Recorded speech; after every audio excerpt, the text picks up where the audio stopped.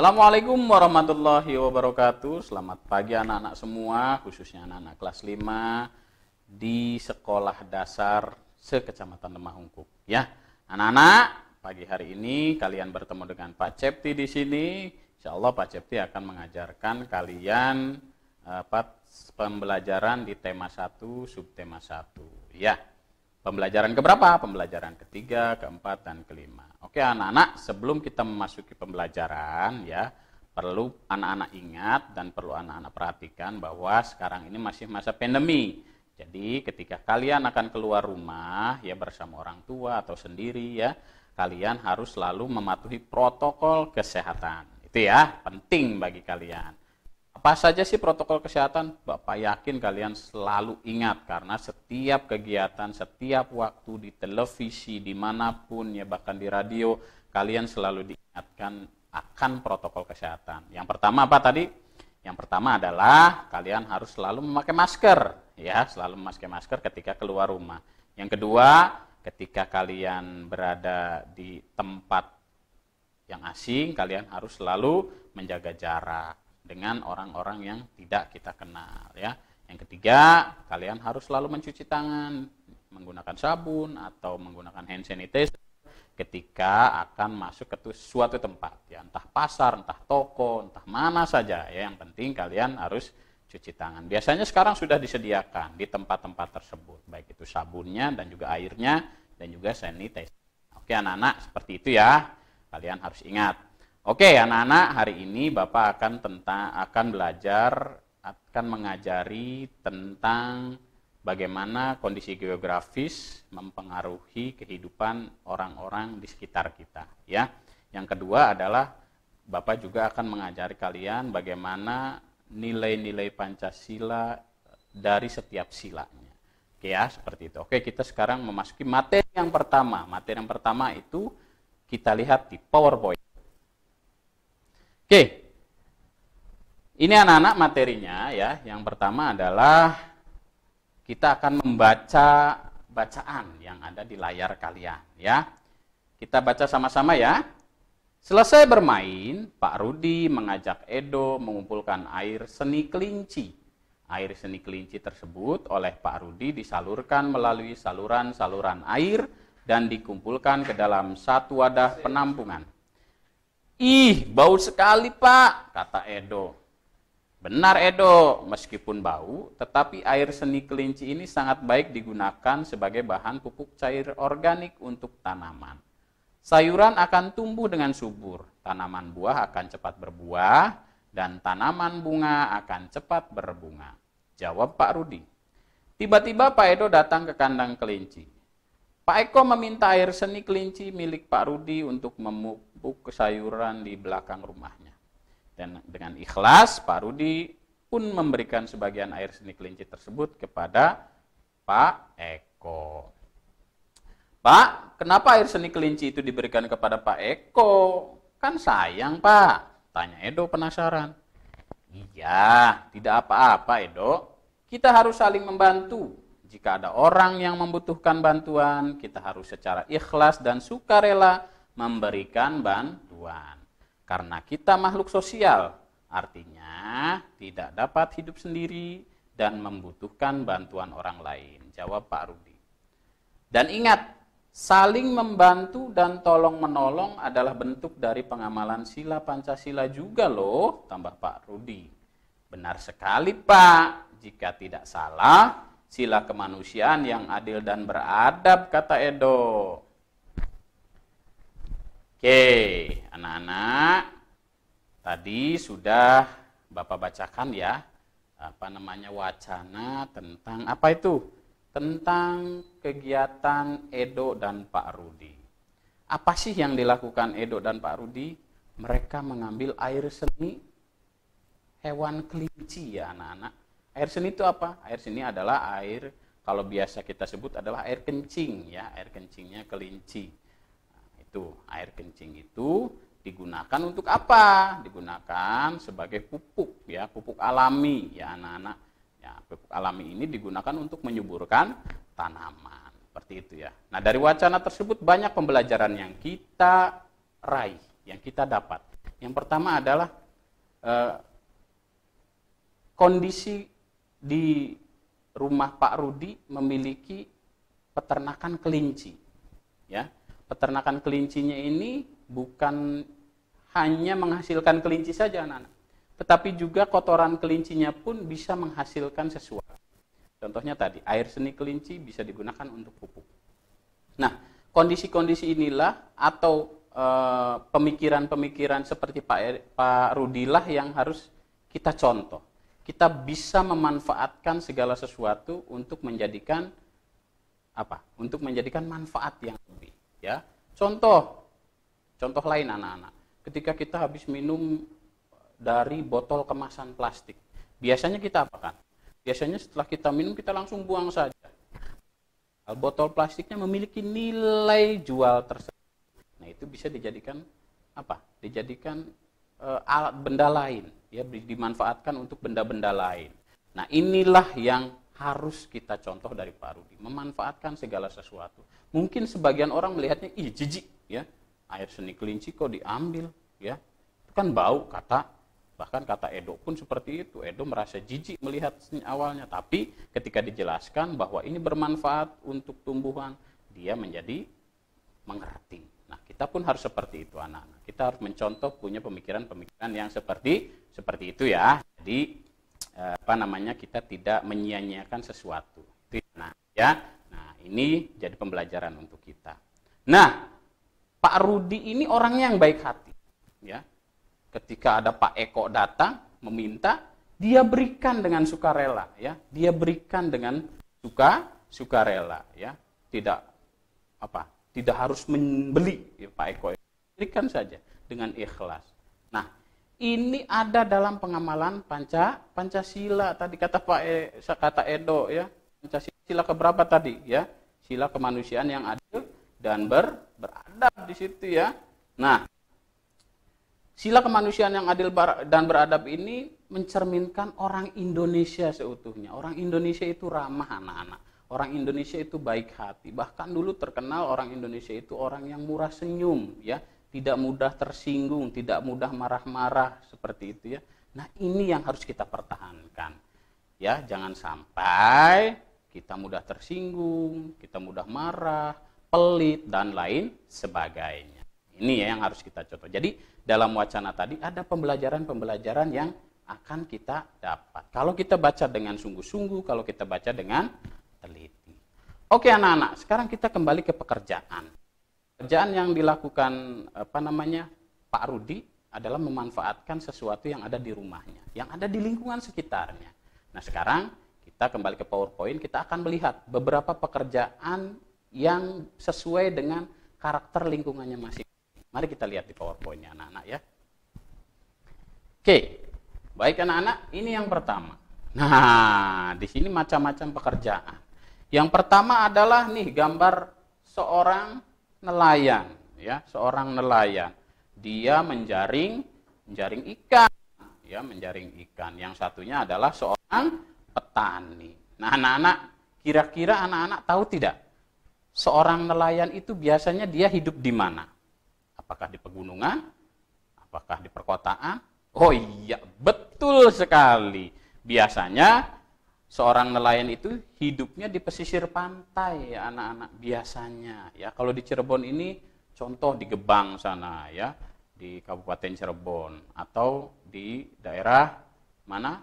Di daerah Mundu sana, banyak juga nelayan, ya, seperti itu, ya. Ada juga TPI, ya, di sini di TPI daerah Kesunean ke sana itu, ya. Ada, ya, nelayan. Mereka rata-rata berpenghasilan dengan cara apa? Dengan cara mencari ikan, menjadi seorang nelayan. Seperti itu, anak-anak, ya. Nah, sedangkan yang satunya adalah seorang petani, ya. Petani. Nah, biasanya petani ini biasanya hidupnya di mana? Ada yang di dataran tinggi, di pegunungan, ya. Ada juga yang di dataran rendah, ya. Banyak petani seperti itu, ya. Petani ada nggak di kota? Ada, Pak. Tuh di rumah saya ada tuh petani yang mereka sedang menanam padi. Ya, betul. Di kota pun ada sebenarnya, tapi tidak sebanyak di lingkungan di pedesaan, ya.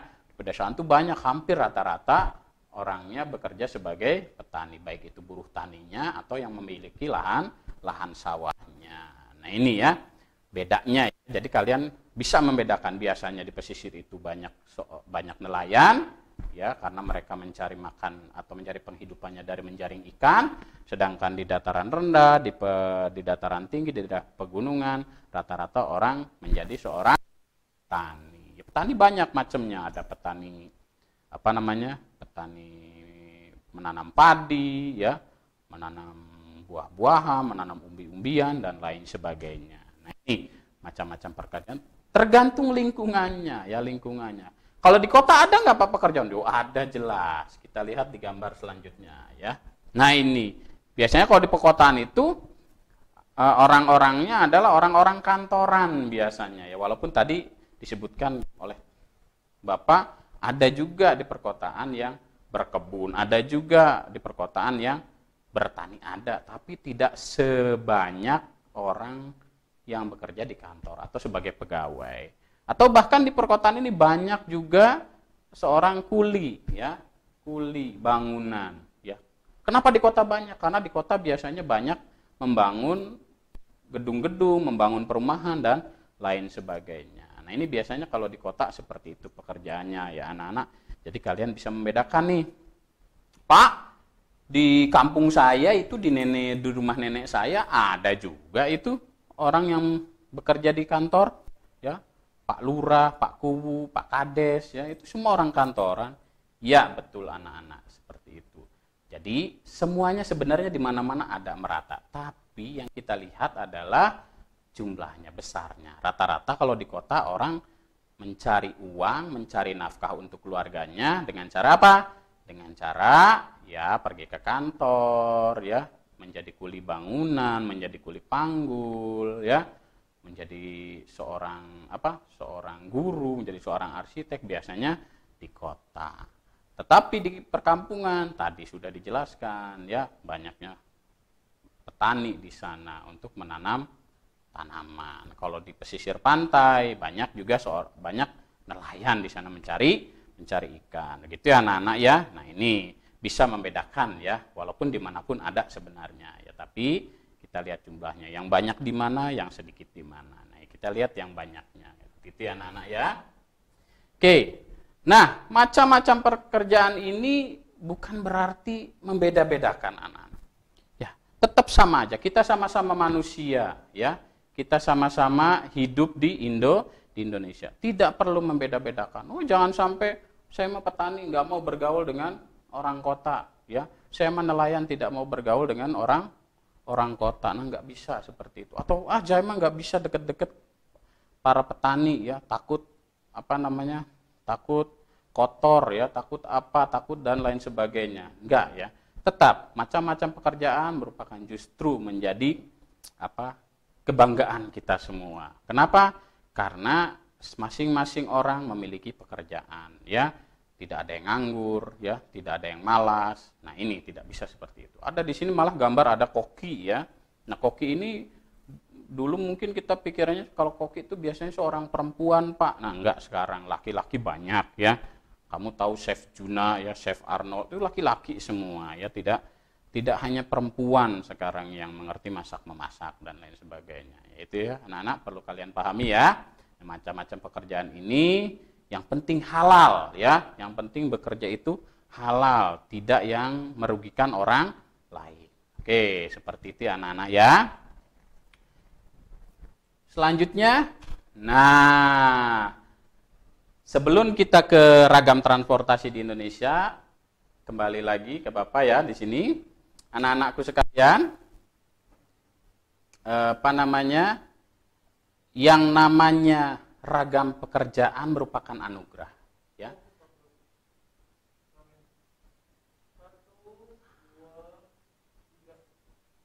Baik anak-anak, yang namanya ragam pekerjaan adalah anugerah, ya.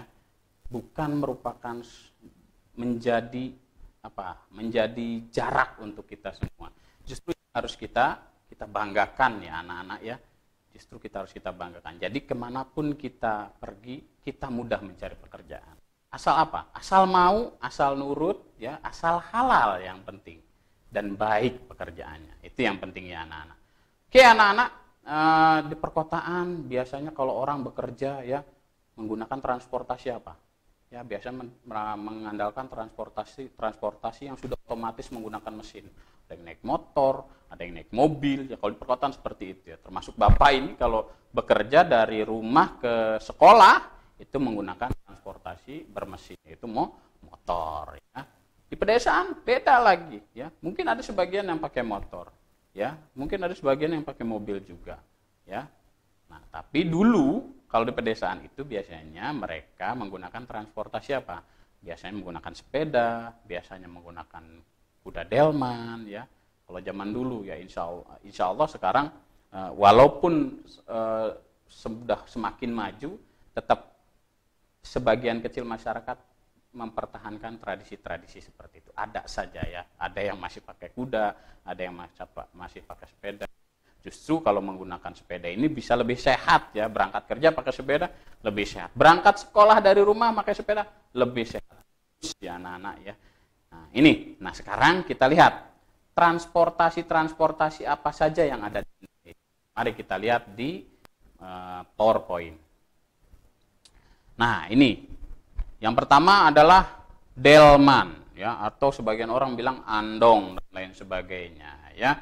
Nah, di sini biasanya orang-orang zaman dulu menggunakan transportasinya itu menggunakan delman. Ketika pergi ke tempat yang jauh, pergi ke tempat saudaranya yang jauh, dia menggunakan delman. Bahkan ketika Bapak kecil ya, Bapak kan ayah Bapak itu asli Kuningan. Nah, di Kuningan itu masih banyak orang yang pakai kuda waktu Bapak kecil ya, pakai delman ya, dari jalan ke rumahnya itu menggunakan transportasi delman. Dan itu mengasihkan anak-anak ya, karena jarang ditemukan di kota Cirebon. Nah, kalau dulu Bapak sering ketika pulang ke Kuningan, ketika mudik ke Kuningan menggunakan delman. Semakin maju perkembangan, delman semakin sedikit karena sekarang sudah ada yang namanya mobil, ada yang namanya pesawat, ada yang namanya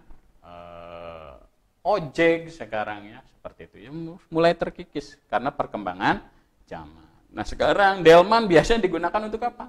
Nah, sekarang biasanya digunakan untuk sarana hiburan ya.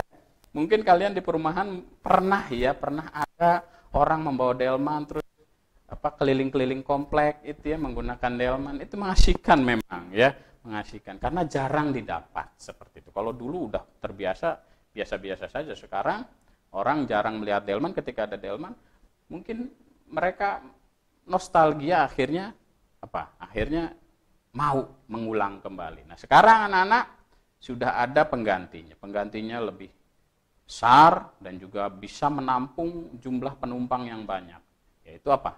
Ada bus ya, sekarang bus ya, bus banyak digunakan. Bahkan kalau kalian ingin berpariwisata kemana, bertamasya keluar kota misalkan ya, keluar provinsi, itu biasanya menggunakan bus. Nah, ini sarana transportasi yang ada di Indonesia. Yang selanjutnya ada apa? Ada kapal laut. Nah, kapal laut biasanya digunakan untuk menyeberang. Nah, kapal laut ini tidak ada di darat anak-anak, ya adanya di laut ya. Biasanya untuk menyeberang selat mana? Selat Bali ya, atau menyeberang selat mana? Selat Sunda ya. Ya, menghubungkan Pulau Jawa dengan Pulau Sumatera ya, salah satunya dengan cara apa? Nyebrang pakai kapal. Seperti ada yang namanya kapal feri ya, seperti itu ya. Termasuk ketika mungkin ada yang pernah ke Bali ya, naik mobil dari Cirebon ke Bali. Nah, ketika bertemu Selat Bali, mobilnya harus naik ke atas kapal laut ya, kapal laut baru bisa nyebrang ke sana, seperti itu ya. Nah, ada juga kapal capung kalau Bapak sebut ini yang berwarna merah ini ya, anak-anak. Ini namanya kapal capung biasanya ya. Nah, ini biasanya kalau kalian senang jalan-jalan ke Penghu sana banyak nih anak, sebagai kapal latihan ya, sebagai kapal latihan. Nah, kalau di daerah Cirebon ini mungkin kapal capung digunakan untuk latihan ya, tadi yang sudah Bapak sebutkan. Tetapi di luar Pulau Jawa ya, khususnya di Papua sana, nah, kapal capung ini digunakan kan sebagai apa? Sebagai alat transportasi anak-anak ya, sebagai alat transportasi. Ya. Kenapa? Karena belum ada akses yang atau jalan yang bagus untuk menghubungkan suatu daerah. Ya. Bukan tidak ada. Banyak akses-akses yang tidak bisa menggunakan jalan biasa. Ya. Harus menggunakan pesawat terbang.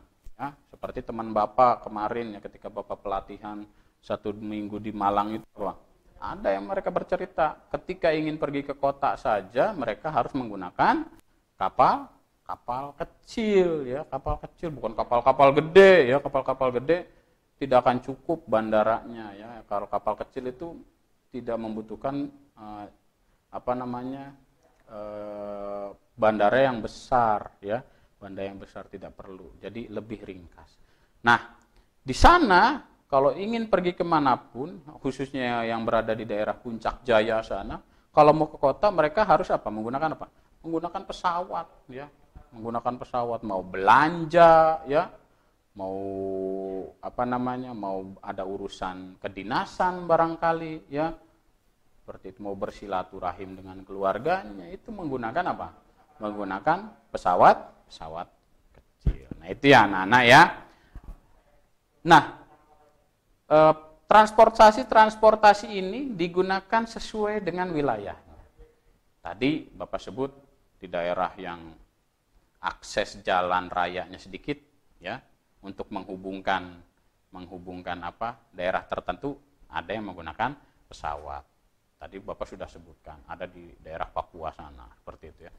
Terus juga untuk menghubungkan antar pulau, ya, yang disekat oleh lautan, kita menggunakan kapal laut.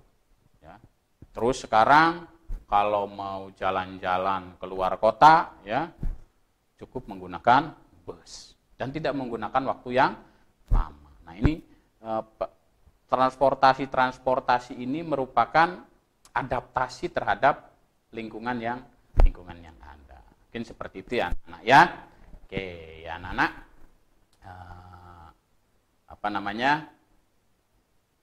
Transportasi ini digunakan untuk apa? Digunakan untuk mempercepat jarak, ya. Yang biasanya jalan kaki jauh, ya kan? Kalau dulu bisa berhari-hari, bahkan dulu itu ya, yang Bapak dengar kalau mau naik haji itu 3 bulan, ya. Sebulan berangkat, sebulan beribadah, sebulan pulang. Nah, sekarang tidak perlu berbulan-bulan, ya. Orang naik haji sekarang cukup 18 jam berangkat, ya, ke sana. Terus beribadah haji 18 jam lagi pulang. Seperti itu. Nah, sekarang cepat sekali ya, alhamdulillah kita dianugerahi oleh Allah Subhanahu wa taala punya orang-orang yang pintar, punya orang-orang yang jenius sehingga bisa membuat sesuatu yang bisa dimanfaatkan oleh orang banyak. Oke, itu ya anak-anak ya. Oke, sekarang kita ke materi selanjutnya. Kita lihat di PowerPoint lagi anak-anak. Nah, ini kita akan ke materi yang kedua tentang PKN. Nah, salah satu dari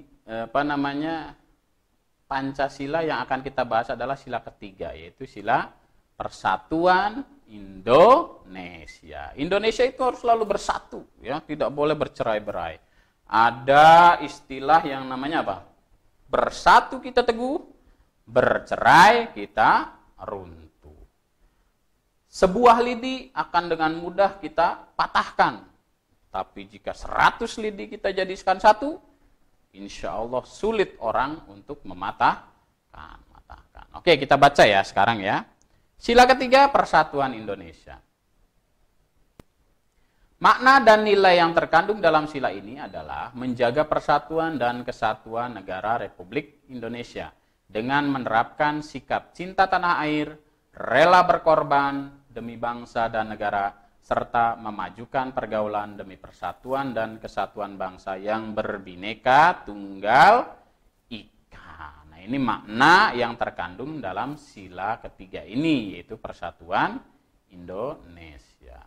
Nah, jika kita benar-benar sudah bisa menerapkan persatuan Indonesia ini, ya, apalagi di Indonesia ini ragam orangnya ya. Ada orang Jawa, ada orang Sunda, ada orang Sumatera, ada orang Bali, ada orang Maluku, ada orang Ambon, ada orang Halmahera, ada orang Papua ya. Ada orang Nusa Tenggara, ini beragam. Banyaknya ragam manusia otomatis beragam juga bahasanya ya.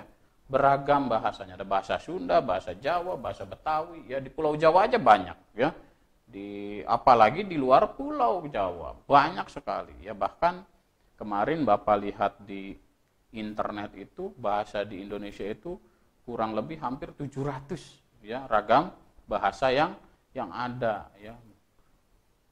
Bahkan bahasa Jawa aja beda-beda ya.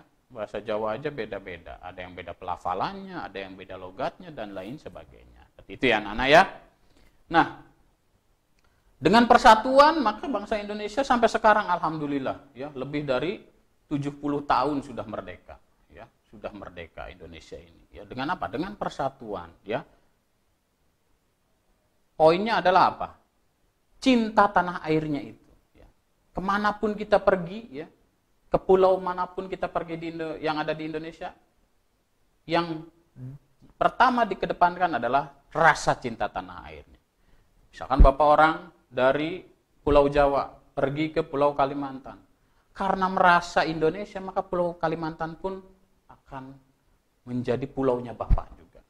Bapak akan mencintai seperti mencintai Bapak tanah kelahiran Bapak. Seperti itu ya anak-anak. Jangan sampai pergi ke luar pulau menjadi apa? Menjadi troublemaker katanya atau pembuat masalah ya, nggak boleh.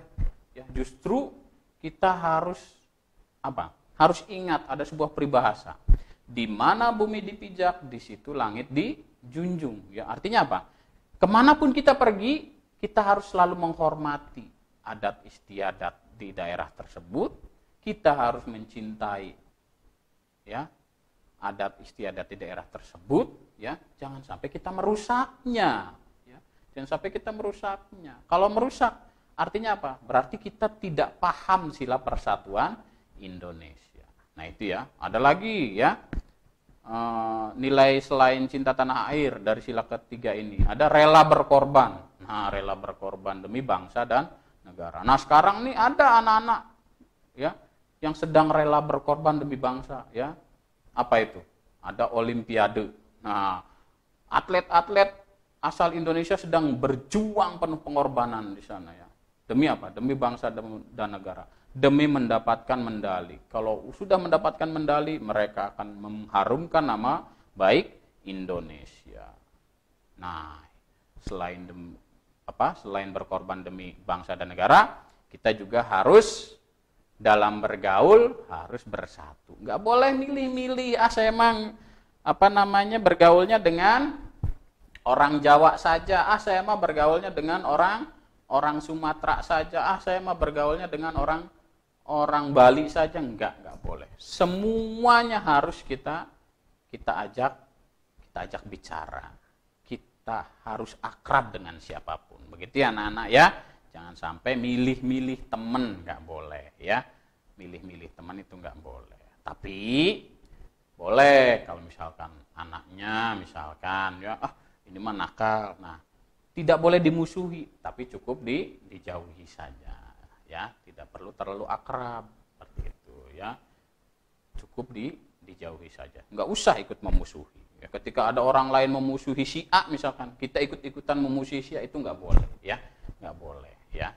Tetap kita harus pergauli teman-teman kita dengan baik. Gitu ya anak-anak ya. Nah, sekarang dari sila persatuan, nah ini ada manfaatnya. Ya, manfaatnya yang pertama adalah menjaga keutuhan NKRI.